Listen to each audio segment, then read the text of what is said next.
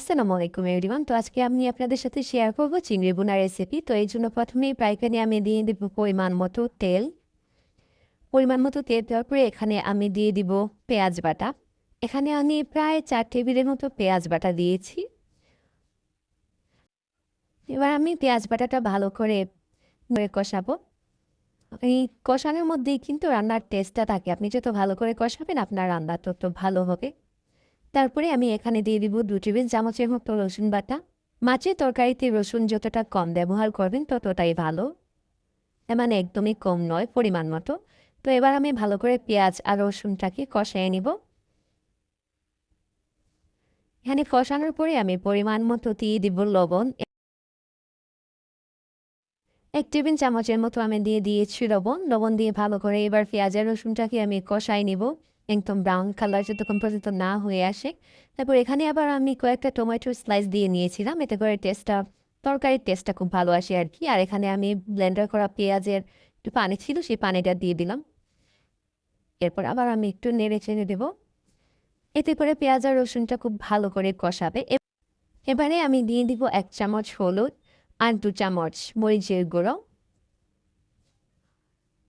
দিয়ে ভালো করে আবার আমি নেড়ে নেব। এবার আমি এতে কিছু স্প্রিং অনিয়ন দিয়েছি, এতে করে তরকারির টেস্টটা খুব ভালো আসে। এবার আমি এটাকে ঢেকে দেব 2 মিনিটের জন্য। 2 মিনিট পরে আবার আমি ঢাকাটা তুলে এর মধ্যে আবার আর একটু নেড়ে চেড়ে দেবো। এরপরে আমি চিংড়ি মাছগুলো দিয়ে দিব।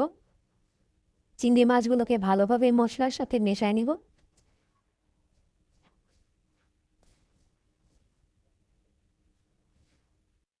তারপরে আমি এখানে কিছু স্প্রিং অনিয়ন দিয়ে আবার ঢাকনা দিয়ে দিব। এবার 5 মিনিটের জন্য ঢাকনা দিলাম। এরপর ঢাকনাটা তুলে আমি আবার নেড়ে চেড়ে দেব।